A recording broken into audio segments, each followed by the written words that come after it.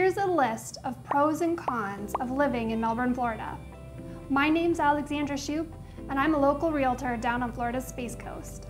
I receive calls from people moving to Florida every day and love to help guide them through the process, so please don't hesitate to reach out. If you want to know what it's like to live on Florida's East Coast, please make sure to hit like, subscribe, and ring that notification bell so that you're notified every Friday when I post a new video. All right, let's get into it. I'm going to start with a list of pros. Number 1, we have year-round warm temperatures. We have about 237 sunny days per year, which is fantastic if you love outdoor activities. Melbourne locals enjoy fishing, swimming, playing disc golf, kayaking, lounging at the beach, and several other activities. I will say that this can be a con for some, because it is challenging when you're moving from a state that has 4 seasons to a state that is warm pretty much year-round. It's definitely worth it though, because how many other places can you go surfing on Christmas? Pro number 2, traffic. Or should I say, the lack of traffic. Now, some locals may disagree with this, but this is coming from someone that used to have a commute in Atlanta, Georgia, and San Diego, California.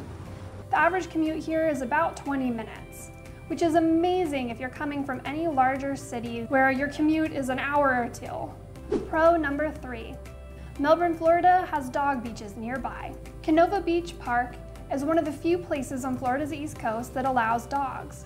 There is another beach where dogs are allowed up in Cocoa Beach, but it's a very small stretch, and dogs are only allowed there certain hours during the day.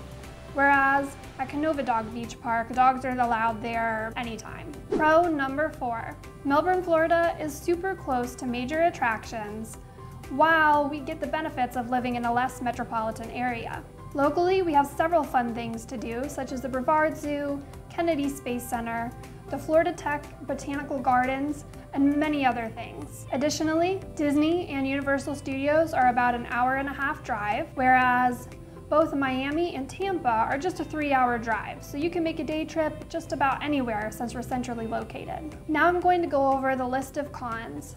And I have to be honest with you, I had a really hard time coming up with negative things about living in Melbourne, Florida. Con number 1, Melbourne, Florida does not really have nightlife. If you are looking to go out clubbing and dancing, maybe doing some serious bar hopping, you're gonna have to drive up to Orlando to do that. While we don't have any major nightlife here, we do have some great places to go grab a drink and have a night out on the town with your friends. We have several local bars, a brewery, and places where you can listen to live music and do a little bit of dancing, such as Squid Lips and Lou's Blues. Con number 2, shopping. We have a lot of great stores and places to go shopping here, but there's just not the selection that you're going to have in a larger metropolitan area. You should be able to find just about everything you need here locally, but for those specialty items, it's only an hour-and-a-half drive up to Orlando, which has a lot more options than we do. Finally, con number 3, hurricane season. As someone who wasn't born and raised in Florida, I understand the fear behind hurricanes, but let me alleviate that fear for you. First, unlike other weather systems, hurricanes can be tracked days and even weeks in advance, so you'll know when they're coming. Additionally, Brevard County is historically less impacted by hurricanes than other areas in Florida. The worst part about hurricane season, honestly, is the weeds. Because of all of the sun and rain, your grass and the weeds grow like Jack's beanstalk. All jokes aside, while hurricanes are large storms, it's not really something to worry about. And if you are worried, go talk to some locals. I'm sure they'll alleviate your fears when they tell you all about the hurricane parties they throw. Yes, people here have hurricane parties. Thanks so much for watching my video. Don't forget to hit like, subscribe, and ring that notification bell.